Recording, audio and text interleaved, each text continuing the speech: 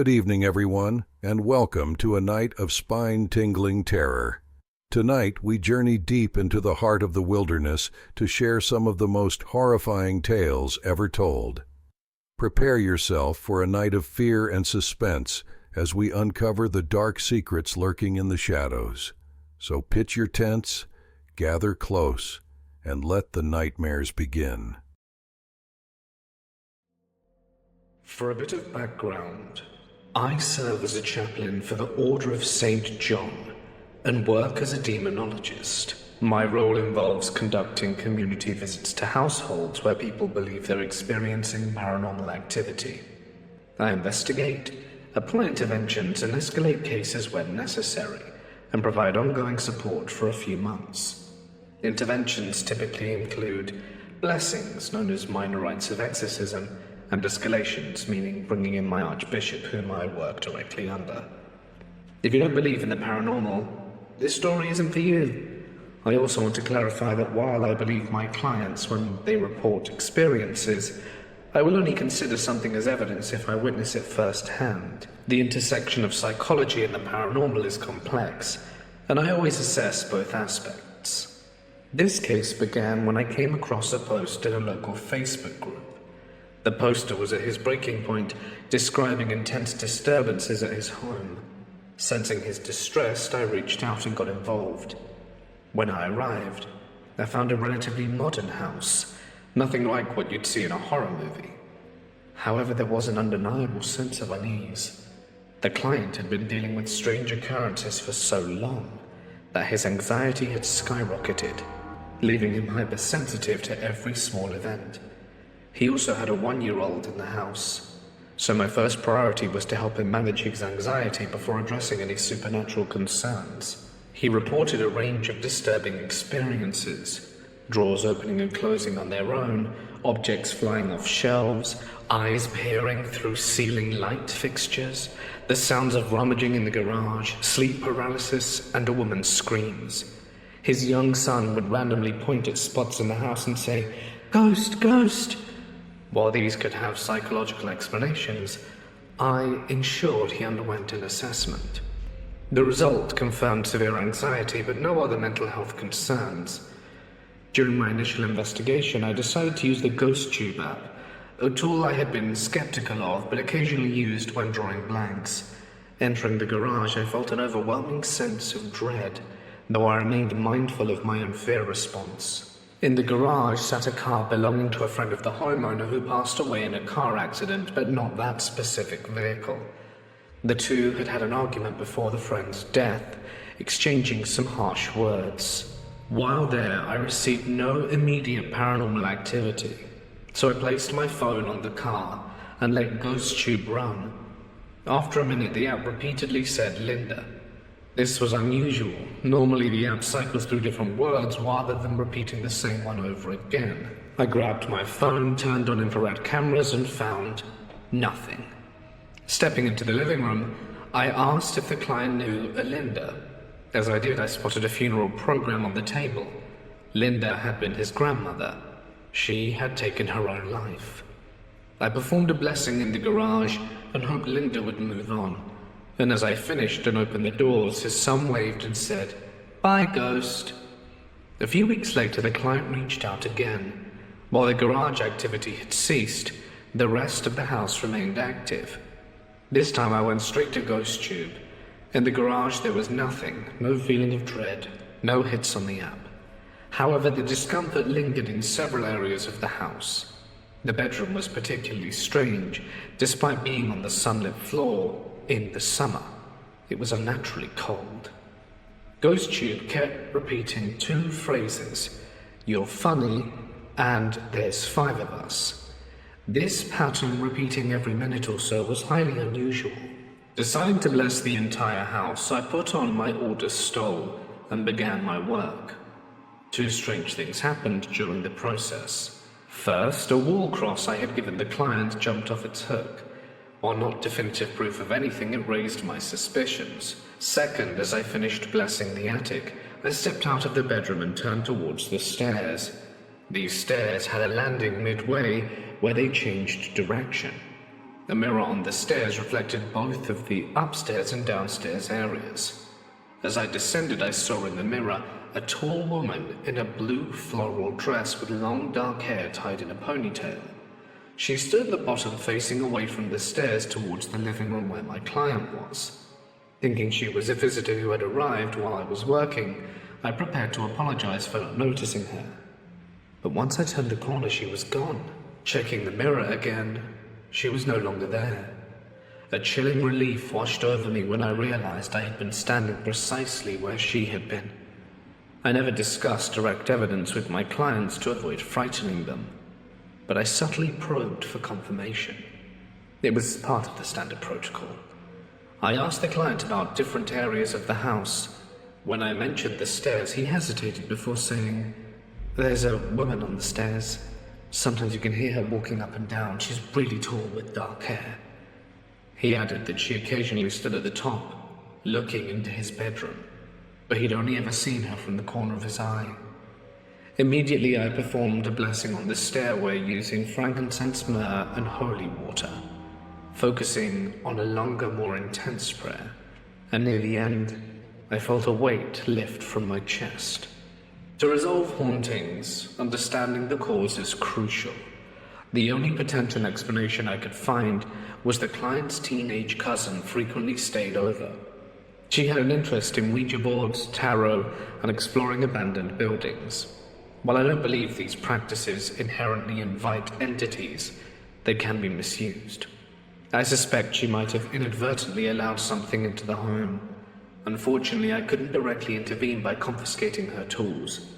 I performed comprehensive blessings on every room, doorway, and the surrounding property, leaving a Bible open on Psalm 23.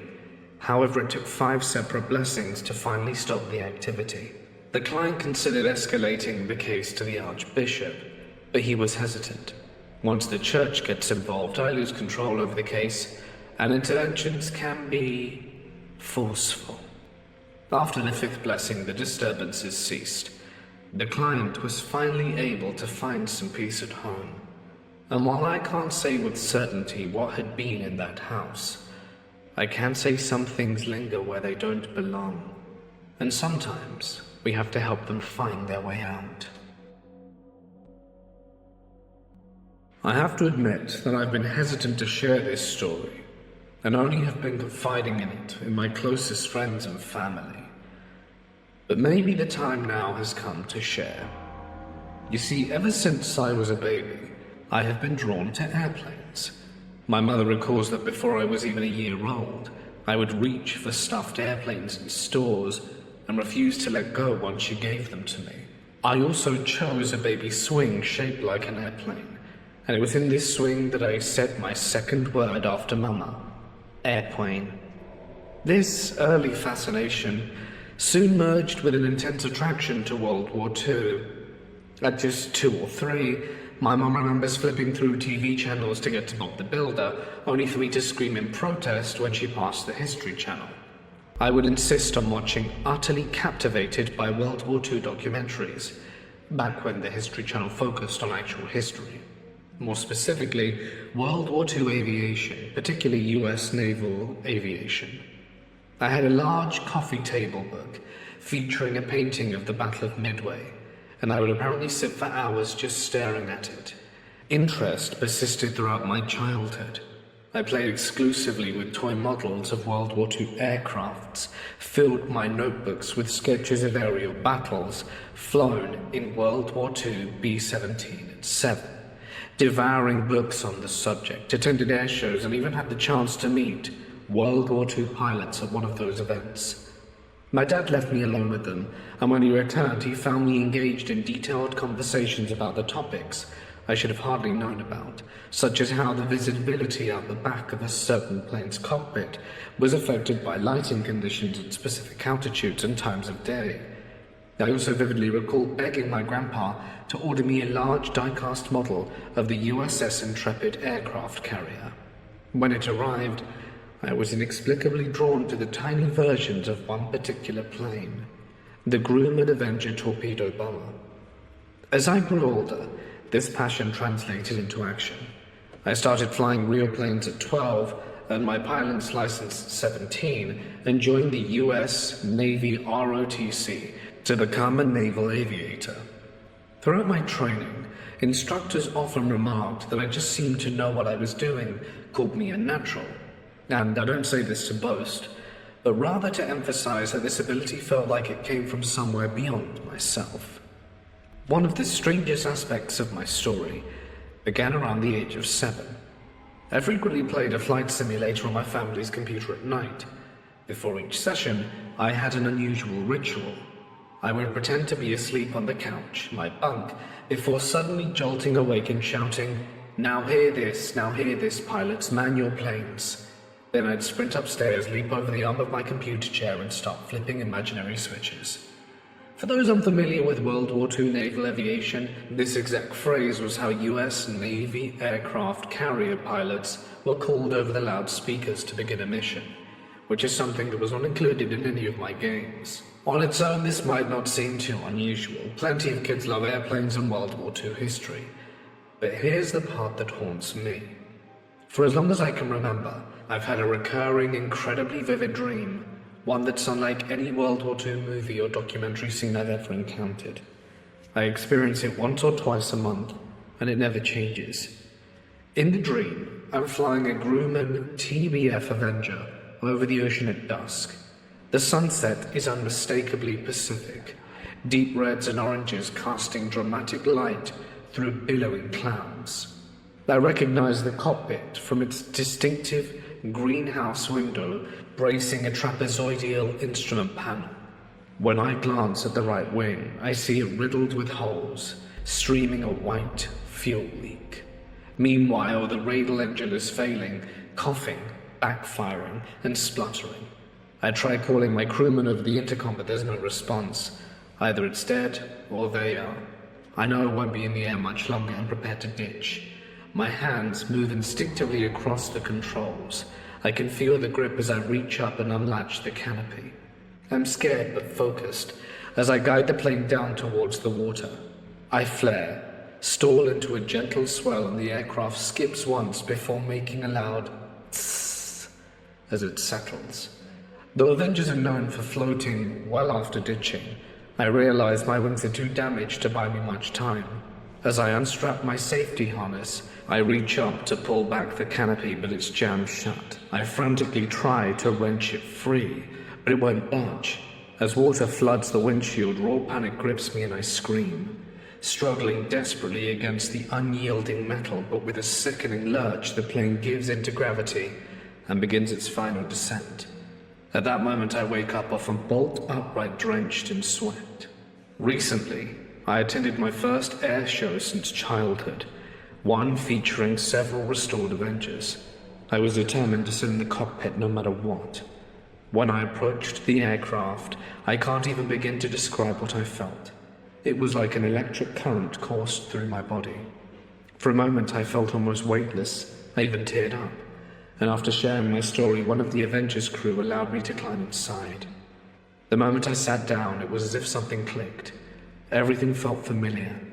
My hands instinctively found the switches, and I even knew how to start the engine. But the most profound moment, reaching up to touch the canopy latch. I think you can guess how that felt. What are your thoughts on this? I'd love to hear it.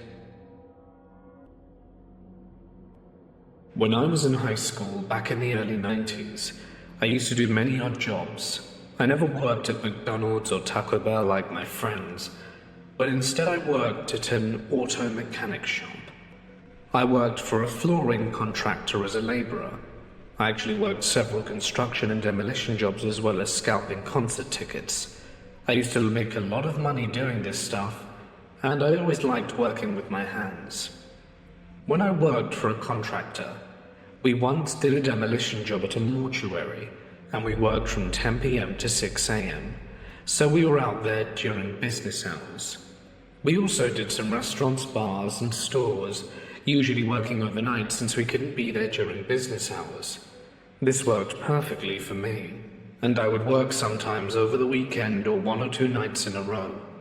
Like I said, I made a lot of money doing that kind of stuff, way more than my friends did at fast food places working after school every day.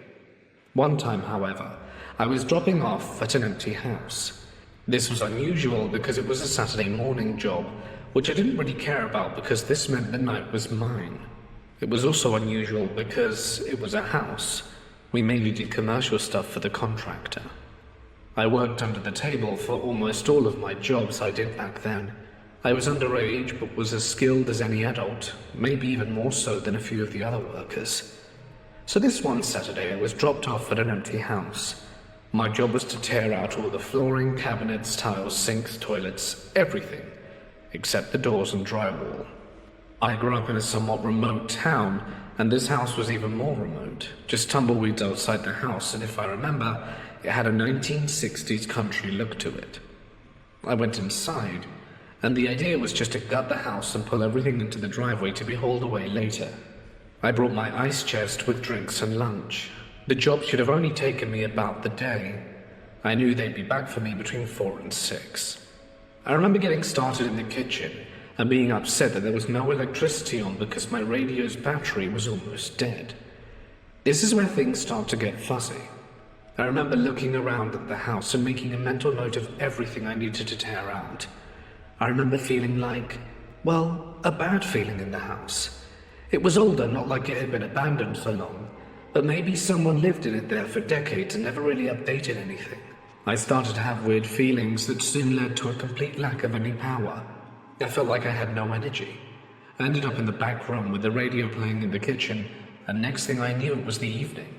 I felt like I startled myself to wake up. I remember feeling like, where the hell am I? I got up and it was so silent, no noise, no light. I stumbled outside and looked around and was shocked to see that hours passed. Nearly the entire day was gone. I went back in and started gathering my stuff, and just locked up and waited outside for my ride to arrive. I got yelled at, but since I got paid for what I did in odd time, it wasn't a huge deal. I did refuse to go back out there, and 2 guys went out the following week and emptied the house in my stead. Just so I know it's going to be asked, I didn't use any drugs or alcohol. I've always been very anti them. Seeing my older brother spiral down with his life at an early age made me go against them. I wasn't sick and there was no gas or propane on the house, so no fumes caused it. Like I said before, I didn't work every day, and when I was young I had tons of energy, so I could have demolished the entire house by lunch. The house just took all my energy and knocked me out. I wouldn't have normally slept like that at a dirty job site, especially one that gave me the creeps. So, take my word for it. There was definitely something going on there. I'm glad I never got to find out what it was, though. My father had end-stage congestive heart failure and took his life on May 29th because he was in the process of having a heart attack. It was a violent death, but he did it for a lot of reasons. The main one being he wanted to control when he went out and did not want to perish in the hospital, but rather the comfort of his own home. He also did not want to burden us financially or in any way with the process of him passing away. We went to pick up his ashes from the funeral home. There was a very large crow sitting in the parking lot that caught my attention. I thought it was strange considering that crows are considered death animals, but there was a comforting aspect to it. When I was walking out of the funeral home with my dad's ashes in hand, my 2-year-old son started saying, "Grandpa, there's Grandpa." Mind you, he never called my dad Grandpa, because my son never spent much time with him. It wasn't until he passed that my son started talking about his grandpa. I also think my son is too young to understand that my father's ashes were in the box. I fully believe he still sees his grandpa. Once when I was crying and upset, it was raining outside and a full rainbow showed up. My toddler then said, "Where's Grandpa? I know." Another interesting thing is that I have been seeing crows and ravens a lot, especially since the funeral home. They fly above my car when driving around. It's the oddest thing. I hope it's not a bad omen for me, but there is some comfort in it. If anyone has any opinions of this, I'd be interested to hear what they are. My husband Daniel and I were married way back when in 1992. We moved straight into his bachelor pad, a very, very small 2-bedroom, 1-bath home that his grandmother owned. It was just outside the town of Tualatin in Oregon. His grandmother lived about an acre back on the same property, and his parents lived 3 or so acres behind her. It was a bit too close for us.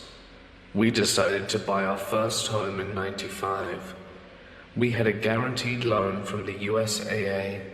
My father was in the US Air Force for 22 years, and we set out to look at homes in our range. Our real estate Ken took us all over the Portland area because we both worked there, and we wanted a closer drive. One home was rebuilt from a fire that killed one of 2 elderly sisters. Another was this great home in a crappy neighborhood that we really wanted, but got outbid. There was the house on Clinton Street, where the family was all sleeping in the living room because of something that happened upstairs. And then there was the house just on the edge of the West Hills. Ken was in his car driving ahead of us. We were in our car. We had the radio off because I was looking at a printout of an MLS listing in the Portland area, interpreting the terms in a joking manner. The street was led past the only Dunkin' Donuts in the area and wound up through the hills. If you're from the area, you know the one. According to the MLS listing, the house was 2,000 square feet, had a big fenced yard which would be great for our black Labrador, my wedding present to my husband, so that he could run and play. It had a hot tub, and of all things a tennis court, and for some reason it was in our price range. Wild, right? While I lived in southeast Portland most of my life, moving to northeast Portland when I attended high school, I'd rarely been to this part of town. Occasionally Daniel and I would get a craving for really good donuts and we'd drive through. Usually that was on a Sunday, and I was too sleepy to pay attention. So as we drove up to that curving ascent, I didn't realize where we were. That is until the radio turned itself on. Neither Daniel or I touched it. It went from silent to loud enough to make me cover my ears, and it played what sounded like dark and depressing classical funeral music. As soon as I could do it, I turned it off and stared at my husband, who was also more than a little freaked out. I looked out the window to see that we were driving past a large cemetery. I shook my head and tried to push it from my mind, until Ken turned on his blinker in front of us. The house we were looking at today was still a bit up the hill. It looked over the cemetery. I wasn't adverse to living near the dead. I'll tell you about that one day, though. Daniel, he was a bit of a sensitive person. Ghosts and him? Yeah, that was a solid no, but I convinced him to take a look. It was winter, so I expected the house to be cold. The winter wasn't that cold, not yet. It wasn't even cold enough to wear a heavy coat, and even my sweater made me a bit too warm when I walked from the car to the house. It was nice on the outside, green paint, fairly new windows, and we stepped inside. Someone had baked cookies in the house. We stepped inside. It was evident from the charming aroma that someone had baked cookies in the house. That's a selling tactic. It smelled great, and it should have been warm from the oven if nothing else. Unlike outside, my sweater wasn't enough, and we could still see our breath inside the abode. We said nope, turned right around to leave, and later we would learn from Ken that the family was moving because the house was infested with ghosts. I'm glad we did a solid nope out of there. I wonder how complicated our lives would have been having to share our space with phantoms.